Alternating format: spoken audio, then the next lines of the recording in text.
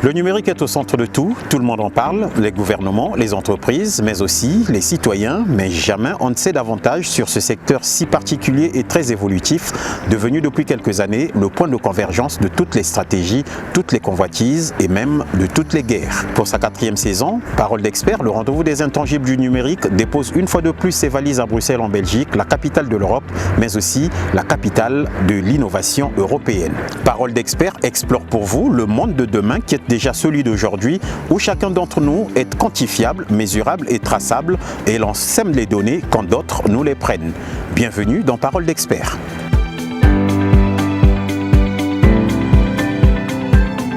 Aujourd'hui, notre quotidien est immergé dans l'usage des plateformes numériques.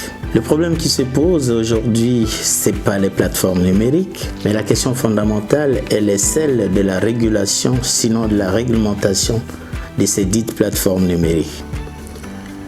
Certains pays, à l'instar des pays de l'Union européenne, ont élaboré le cadre normatif visant l'harmonisation des législations nationales tendant à lutter contre les contenus illicites, la désinformation en ligne et d'autres risques pour la société. L'émission Parole d'expert que nous allons suivre tentera de nous donner des éclaircissements sur la responsabilité de ces dites plateformes, les obligations qui sont les leurs et éventuellement les sanctions potentielles encourues en cas de non-respect de la réglementation en vigueur.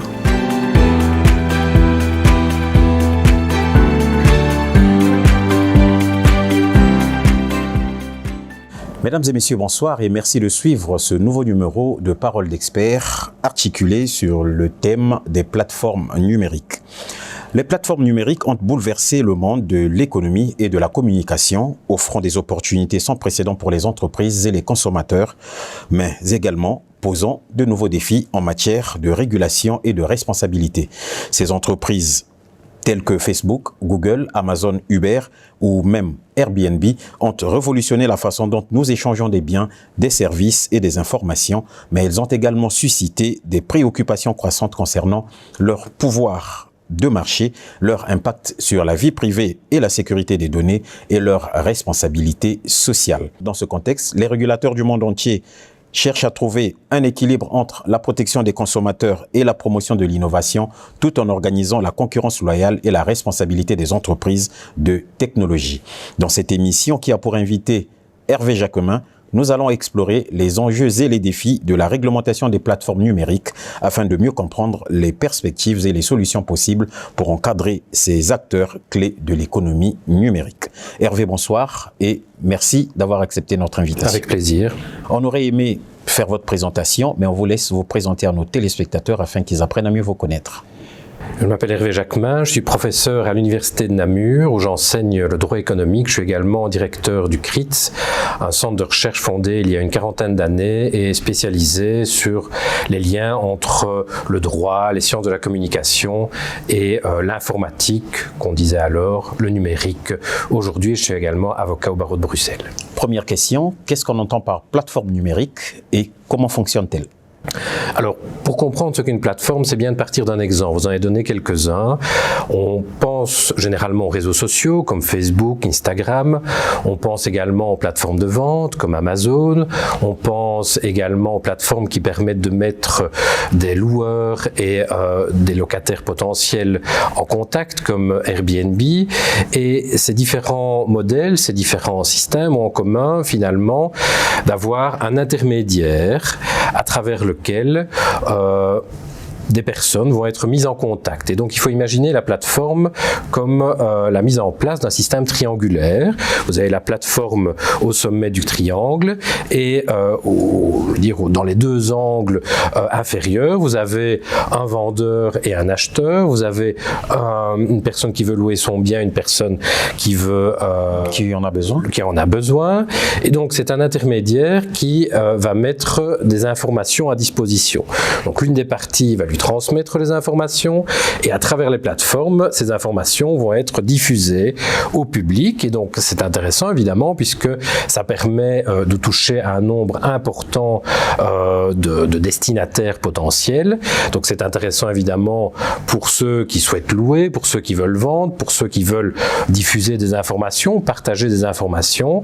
Et donc ça permet de le faire au niveau mondial, évidemment, puisque ces plateformes sont désormais accessibles partout. Et donc, il faut bien comprendre qu'on est passé d'un système dans lequel vous aviez une relation assez simple entre un prestataire de service et un destinataire, donc une relation assez linéaire. Et grâce à la plateforme, vous avez une relation triangulaire qui permet donc d'étendre les destinataires potentiels et donc de diffuser les informations à travers ces plateformes en ligne.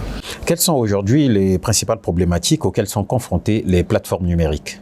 Alors, les plateformes apportent un certain nombre de choses. Je crois qu'il faut aussi partir des avantages qui existent avant d'arriver aux inconvénients. Donc ça permet de mettre en contact un certain nombre de personnes. Ça permet également à des vendeurs de trouver plus facilement des acheteurs.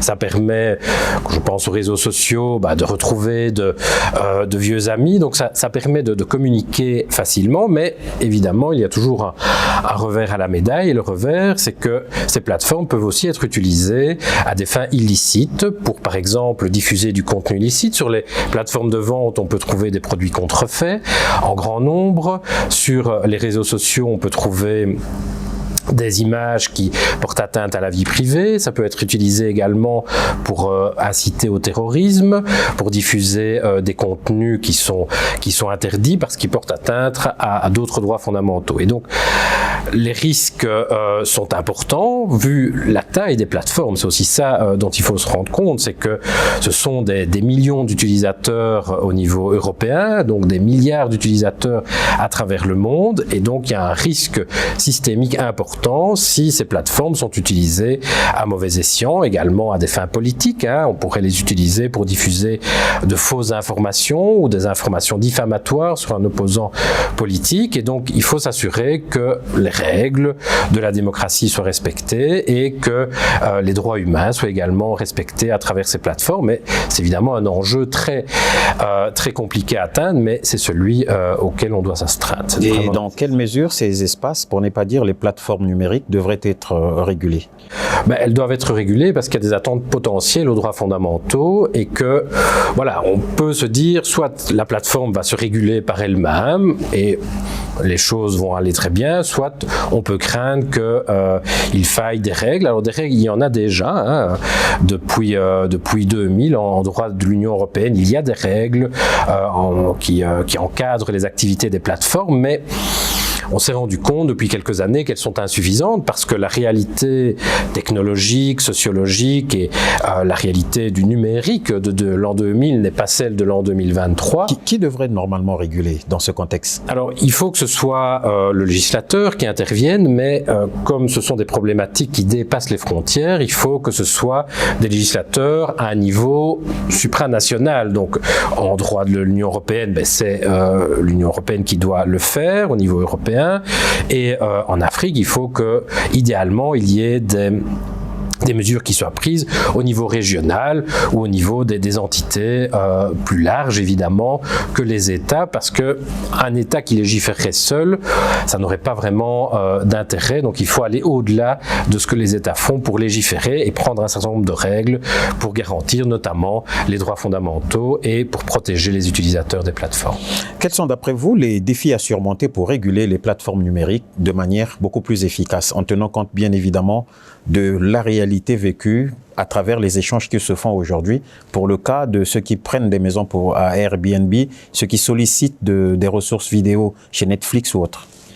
Mais je crois que pour bien réguler, il faut pouvoir réguler de manière différenciée. Donc ça, c'est quelque chose d'important à intégrer en ce qui concerne les plateformes, c'est que une plateforme comme Facebook ou Airbnb ne peut pas être comparée à un forum de discussion plus local au sein d'une université, au sein d'une région qui recueillerait une audience beaucoup plus limitée.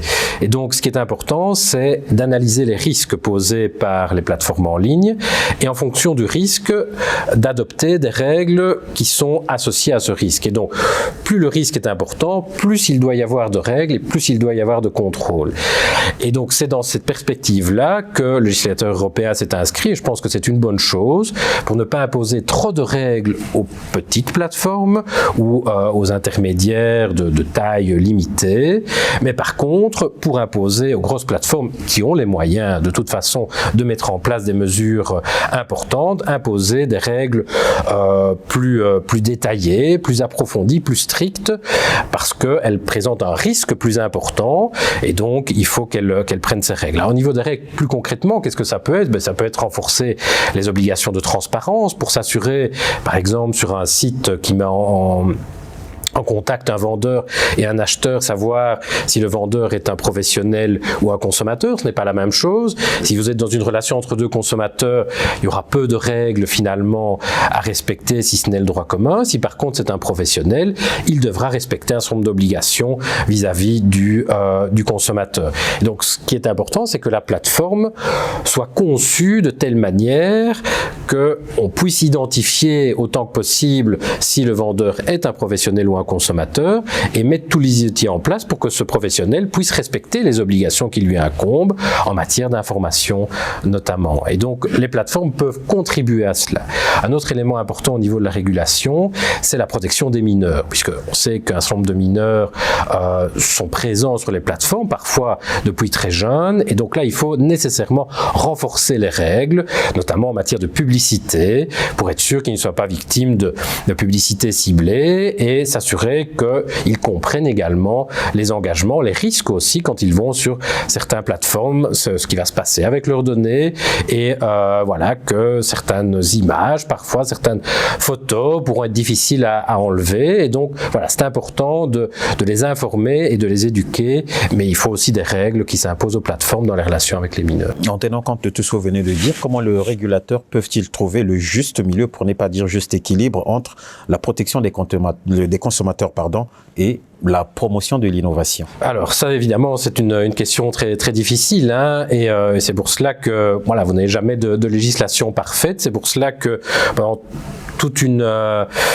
pendant une vingtaine d'années, on a eu une directive qui imposait finalement assez peu de règles, et maintenant qui en impose davantage, d'ailleurs sous la forme d'un règlement, donc c'est un peu plus lourd au niveau européen, parce que on s'est rendu compte qu'on ne pouvait pas trop laisser aller, qu'il fallait intervenir, et comme je vous l'ai dit déjà, en intervenant de manière différenciée, donc en prévoyant des règles relativement limitées, si je puis dire, pour des plateformes ou des intermédiaires de petite taille, et plus on arrive vers des grandes plateformes, des très grandes plateformes avec plusieurs millions d'utilisateurs, les règles deviennent plus complexes, et je pense que c'est là qu'on trouve l'équilibre finalement. Ça aurait été trop fort d'imposer des règles aussi contraignantes à des plus petits, ça aurait été insuffisant de limiter à ce qui est prévu pour les plus petites plateformes ou les intermédiaires de manière générale, et donc cet équilibre, c'est une manière, c'est un équilibre dans la gradation finalement des règles, c'est ce qui a été trouvé, et je pense que c'est une bonne manière de faire. Dans quelle mesure les réglementations nationales peuvent être efficaces dans un contexte où les plateformes numériques sont souvent mondiales? Alors je pense que c'est très compliqué de réguler au niveau national, parce que forcément c'est une problématique qui est mondiale, et que les services vont par-delà les frontières. Ce sont des langues parfois communes qui sont utilisées, et vous avez vous trouvez des prestataires établis aux quatre coins du monde qui diffusent et qui dirigent leurs services vers tous les destinataires. Et donc au niveau national c'est un peu délicat, d'autant que on pourrait craindre que certaines plateformes choisissent de s'installer dans un pays où la législation serait beaucoup plus souple, sans doute la plus souple. Alors, ce ne serait pas suffisant en fait, hein, puisque certaines règles, notamment au niveau européen, s'appliquent à partir du moment où vous dirigez votre activité vers le territoire, l'espace de l'Union européenne. Donc même si vous êtes localisé dans un autre État, ça ne suffit pas. Pour exclure la législation, ce sera quand même soumis à cette législation. Maintenant, ce qui est important aussi, au-delà des règles en tant que telles, c'est la mise en œuvre et le contrôle des règles. Et là, forcément, les contrôleurs nationaux, donc les autorités publiques, ont un rôle à jouer pour contrôler, mais ils doivent le faire aussi en coopération avec ce qui se passe dans les autres États. Une fois encore, ça n'a pas vraiment de sens d'imposer des sanctions uniquement dans un État et pas dans un autre, ou que tous les États sanctionnent, mais peut-être de manière différenciée. Donc il faut qu'il y ait une coopération, c'est un phénomène mondial, et donc on peut espérer qu'il y ait une coopération. Alors, coopération mondiale, je n'y crois quand même pas, mais une coopération régionale en tout cas, avec au niveau de l'Union européenne ou au niveau de certaines régions en Afrique, en tenant compte des spécificités aussi que l'on peut rencontrer dans certaines régions du monde. Et je pense que ça, c'est la manière dont les autorités nationales peuvent intervenir au mieux, en collaborant finalement entre eux et en collaborant aussi avec les plateformes qui veulent bien répondre à ces demandes. Et la réglementation telle qu'elle est faite aujourd'hui, pour ne pas dire la régulation, satisfait-elle réellement aux réalités et aux besoins, pour ne pas dire les problèmes qui s'opposent? Ça dépend de quelle régulation on parle et dans quels États du monde. Je pense que pour le cas de l'Union européenne. Au niveau de l'Union européenne, il y a eu pas mal de modifications qui ont été faites au cours des dernières années. La Commission européenne et les autorités européennes ont bien pris la mesure, je pense, des enjeux en présence, et donc ils ont décidé d'agir de manière beaucoup plus approfondie, beaucoup plus stricte vis-à-vis des plateformes en ligne, et je pense qu'on peut le souligner. Alors, maintenant, il y a des règles, il faut arrêter d'adopter des règles, parce que si vous en adoptez sans cesse, ça crée également une insécurité juridique pour les différentes parties. Donc à un moment donné, il faut de la stabilité pour qu'on puisse bien faire des affaires, pour qu'on puisse travailler de manière sereine. C'est important aussi pour les consommateurs. Et donc, dans un premier temps, on adopte les règles qui entreront en vigueur pour les plus récentes dans quelques mois.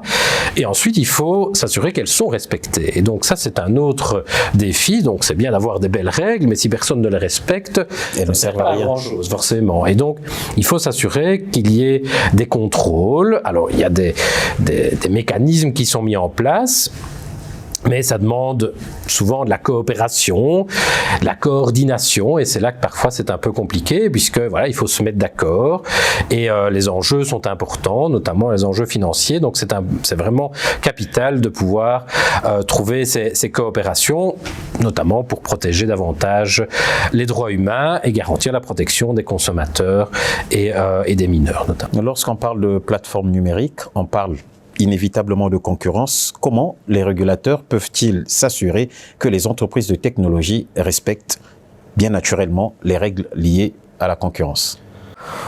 Là aussi, il y a des règles en la matière qui existent, qui ont été renforcées au niveau du droit de l'Union européenne récemment. Et donc, je crois qu'on est une fois encore sur la bonne voie. Et pour le reste, ça demandera une mise en œuvre pratique.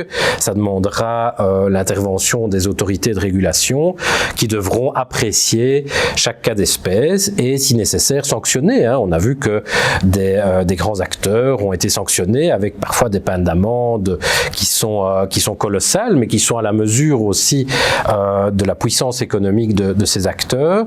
Et donc, je pense qu'il faut continuer à contrôler, il faut le faire sérieusement. Au niveau des États membres, sans doute dans une moindre mesure, vu le caractère transnational, mais au niveau des autorités européennes, il faut continuer, et il faut surtout que ces autorités suivent toujours les nouveaux développements, puisque c'est ça qui est vraiment complexe, c'est que vous avez de nouvelles technologies qui apparaissent, vous avez l'intelligence artificielle qui se développe également avec de nouveaux enjeux, et donc on ne peut pas se dire qu'on arrête et qu'on laisse les choses en stand-by pendant plusieurs années. Donc il faut sans cesse aller de l'avant et trouver de nouvelles règles, mais sans exagérer non plus. Donc toujours un équilibre, comme on en a parlé tout à l'heure, pour s'assurer de ne pas surréguler, mais réguler suffisamment, parce que c'est important aussi de pousser les acteurs, notamment les acteurs régionaux, à se lancer dans ce business. Il n'y a pas de raison que tous les champions des technologies viennent de Californie ou de la Silicon Valley. On a des champions aussi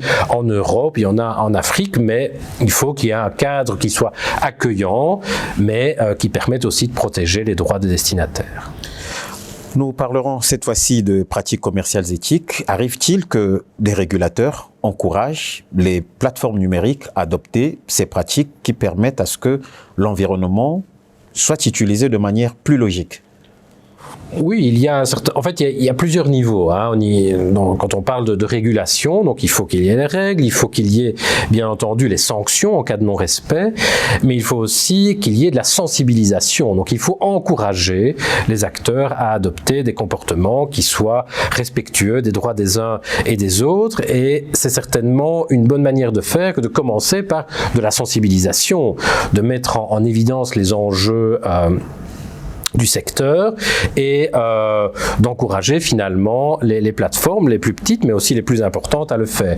Donc ça c'est plutôt une manière d'éduquer et de sensibiliser. Alors bien entendu c'est sans doute plus important quand vous avez des PME ou des entreprises de taille moyenne que de gros acteurs qui ont des ressources en interne pour le faire, qui peuvent suivre, qui peuvent se faire conseiller, mais c'est néanmoins important d'avoir ces mesures de sensibilisation de la part des autorités publiques, et d'ailleurs qui ne doivent pas seulement s'adresser aux acteurs, aux plateformes, mais aussi s'adresser à tous les utilisateurs. Il faut les informer des risques, il faut les informer de la meilleure manière d'utiliser ces outils, parce que ce sont des outils extrêmement utiles, extrêmement puissants, mais avec des risques, et donc il faut le faire de manière intelligente et prudente. En allant dans ce sens même, comment les régulateurs peuvent-ils, comment les entreprises de technologie peuvent-elles être tenues responsables de leur contenu ou de l'utilisation des données personnelles de leurs clients? Alors, il y a des règles qui s'appliquent en matière de protection des données, c'est le RGPD, GDPR, qui est bien connu et qui permet déjà d'encadrer un certain nombre de traitements qui apportent une sécurité. Bon, ça a été adopté il y a 5 ans, toutes les entreprises ne la respectent pas. Il y a parfois des problèmes de conformité.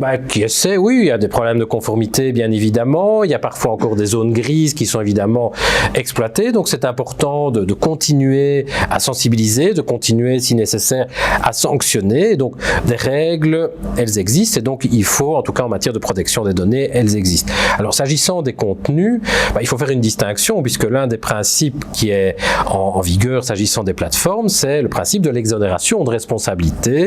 Tant que les plateformes conservent un caractère neutre, elles peuvent être exonérées pour les contenus qui sont diffusés à travers celles-ci, ce qui est assez logique. Sur qui se rapporte la responsabilité à ce niveau? Sur le consommateur, l'utilisateur? C'est plutôt l'utilisateur qui a une responsabilité, mais attention tout de même que c'est une exonération de responsabilité pour les plateformes qui est conditionnelle. Ça veut dire qu'à partir du moment où on l'informe qu'il y a un contenu illicite, elle doit prendre des mesures. Alors il y a des procédures de notification et d'action qui sont mises en place pour s'assurer que les droits des uns et des autres sont respectés, mais voilà, elle ne peut pas rester passive et ne rien faire en se disant ce n'est pas grave. Non, si on l'informe qu'il y a des violations potentielles de la vie privée, si on l'informe qu'il y a des contenus terroristes, si on l'informe qu'il y a des contenus illicites de manière générale, elle doit intervenir, retirer le contenu, collaborer également avec les autorités publiques, puisque bien souvent les autorités publiques peuvent être saisies de plaintes. Donc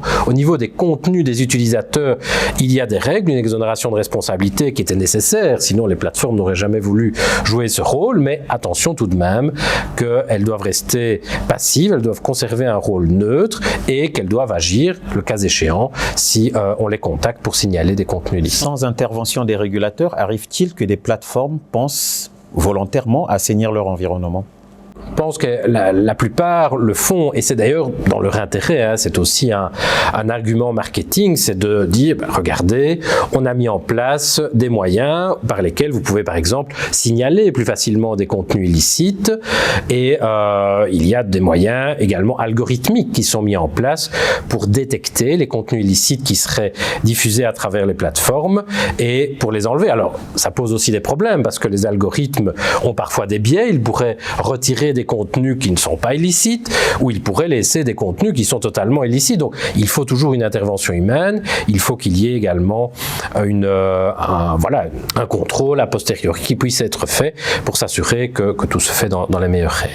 comment les régulateurs peuvent-ils encourager l'innovation tout en régulant les plateformes numériques de manière efficace et beaucoup plus équitable? Ça sera la dernière question de notre entretien. Mais de nouveau, c'est un équilibre qu'il faut trouver entre l'objectif que vous avez signalé qui est important, c'est de stimuler l'innovation et on a besoin des entrepreneurs pour développer un certain nombre d'activités, mais ça peut poser également des soucis parce que si certains le font dans le respect des règles, d'autres ne respectent pas celles-ci. Et donc, c'est un équilibre à trouver avec des règles qui existent, mais sans trop en prendre, avec une approche par les risques. Plus les risques sont importants, plus les règles doivent être contraignantes. C'est ce qui permettra d'assurer un équilibre finalement entre les intérêts des uns et des autres et surtout être conscient qu'il y a des droits humains qui sont en jeu, le droit à la vie privée, mais d'un autre côté également le droit à la liberté d'expression, la liberté d'entreprise, le droit à ne pas subir de diffamation. Et donc il faut trouver cet équilibre entre les droits des uns et des autres à travers les plateformes. Et c'est dans cette mesure-là que, la régulation doit être conçue, donc ni trop peu, mais plus les risques sont importants, plus les règles doivent être contraignantes. Hervé Jacquemin, merci. Merci à vous. Mesdames et messieurs, c'est la fin de ce numéro de Parole d'Expert. Merci d'avoir été des nôtres. Au revoir et à la semaine prochaine.